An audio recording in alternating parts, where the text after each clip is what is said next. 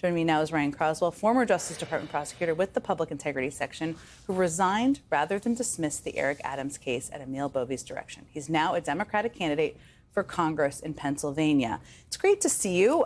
Running for Congress is not easy at all. Maybe this prepared you, and I want to talk about that. I first want to ask you about the new whistleblower allegations against Bovie, alleging that he told DOJ prosecutors to ignore court orders. You obviously were not there for this, but you have experience at DOJ. You have experience with Emil Bovie. How credible do you find these allegations? Thanks for having me, Jen. I believe them completely. I think that we witnessed this transpire in Judge Boasberg's court. This stonewalling of the judge repeatedly as he tried to get answers.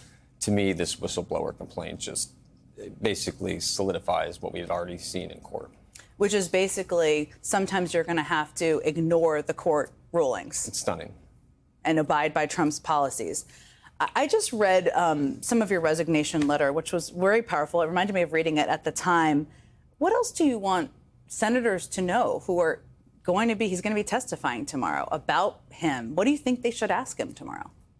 I think that rather than sort of ask the high-minded questions about what he would do on the bench, they should ask him about these events. Make him go on the record. Make him deny what's in my letter. Make him deny what's in that complaint.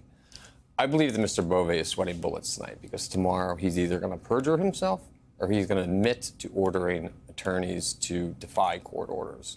And so if I were one of those senators, I would be asking questions about what he's done. There's plenty to ask about, I'm certain. You worked in the Public Integrity Section, which is a really important office. Most people didn't know about until recently.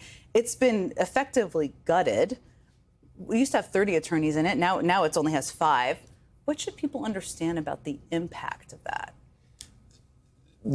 So the Public Integrity Section was created in the aftermath of Watergate, and it was a section of prosecutors that were experts in prosecuting public corruption. Abuses of power, bribery, criminal conflicts of interest, campaign finance schemes, profiting from office. It's been gutted.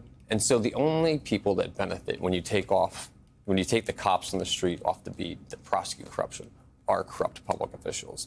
It is gone, and I think that's really dangerous for the American people. Do you think that's intentional? Yeah, I mean, and we've also seen gutting of the Foreign Corrupt Practices Act group. And I believe that the day the decision came down was the same day that we saw President Trump essentially trying to sell Teslas on the White House lawn. So you take away the section that prosecutes, criminal conflicts of interest, profiting from power, and now you have no cops on the beat for this sort of behavior. So when you resigned, you could have done a lot of different things, and you decided at some point you wanted to run for Congress. Why? I think I've basically dedicated my life to public service. I joined the Marine Corps because of the events on 9/11. I served as a federal prosecutor for 10 years. I believe in putting country first, even when it comes to personal cost, as it did when I resigned. I loved that job. I loved representing the American people. And so I think this is a continuation of that. When you're a prosecutor, when you're a Marine, you feel like you're fighting bullies. And I feel like in running for Congress, I'm doing that. I'm standing up to this abuse of power from the administration, from the Congress that lets it happen.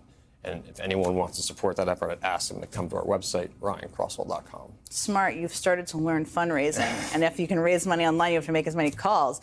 Let me ask you, people run for Congress because they want to be in Congress and legislating. I think from your perspective, you probably hopefully be in the majority. Sure. What would you want to do in the majority? Who would you want to hold to account? You would come in with a particular skill set. Yeah, I think that we'd want to not do what this Congress is about to do by passing this tax bill, which will kick Americans off their health care coverage, add to our debt, just to benefit the wealthiest GOP mega donors. Also, I think today is the 3-year anniversary of the Dobbs decision. And this, number one, it reminds us of the importance of federal judges. I'd want to codify the protections of Roe. Those are important ones. I think people would also probably want to use all of your legal expertise in many, many ways. Ryan Crosswell, thank you so much for being here. I really appreciate you joining me. Thank you very much.